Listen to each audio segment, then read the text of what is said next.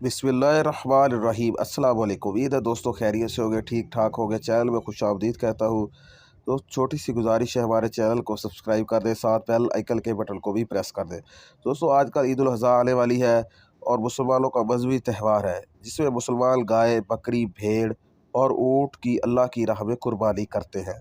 शरीयत के मुताबिक कुर्बानी का ये गोश्त 3 हिस्सों में तकसीम किया जाता है, जिनमें से एक हिस्सा गरीबों के लिए, एक हिस्सा रिश्तेदारों के लिए और एक हिस्सा अपने लिए रखा जाता है।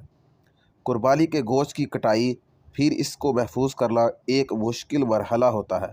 ख़ुसूसन गर्मियों में गोश्त के ख़राब होने का ख़तरा ज़्यादा होता है, इसलिए इसे महफूज रखने के लिए चंद बातों का मालूम होना ज़रूरी है। गोश्त को महफूज रखने का सही तरीक़ाकार जानने से पहले ये बात भी जानना ज़रूरी है कि गोश्त को तवील अरसे रख कर खाना भी दुरुस्त नहीं होता। गोश्त को 3 माह से ज़्यादा स्टोर नहीं करना चाहिए, क्योंकि ज़्यादा अरसा रखने से गोश्त की ग़िज़ाइयत और जायका ख़त्म हो जाता है। दोस्तों कुर्बानी के गोश्त को काटने और महफूज करने से मुतल्लिक इन बातों का ख्याल रखें।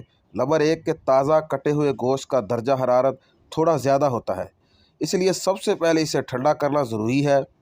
इसके लिए गोश्त को ठंडी जगह रखा जाए ताकि इसका दर्जा हरारत कम हो सके। और नंबर 2 पर दोस्तों के कुर्बानी के गोश्त को फ्रीज़ करने से पहले गोश्त के पार्चों को अच्छी तरह धो लें और छल्ली में रख कर इसका पानी निकलने दें। फिर चाहे इसे पार्चों की शक्ल में रखें या बोटियों की शक्ल में, या फिर कीमा बनवा लें। तीन, आम तौर पर जितना गोश्त एक वक्त में इस्तेमाल करते हैं, इस हिसाब से छोटे छोटे पैकेट बना लें।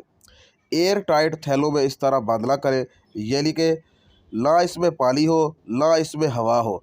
चाहिए तो ये पैकिंग डबल भी कर सकते हैं ताकि गोश्त की नमी बरकरार रहे। नंबर 4, हड्डी वाले गोश्त या हड्डियों को पैक करते हुए ख्याल रखें कि नुकीली हड्डी की वजह से पैकिंग ना फटे। इस तरह फ्रीज में मौजूद खुश्क हवा थैली में दाखिल होकर गोश्त को खुश्क कर देगी। उम्मीद है दोस्तों वीडियो पसंद आई होगी। लाइक, शेयर और कमेंट ज़रूर कीजिएगा।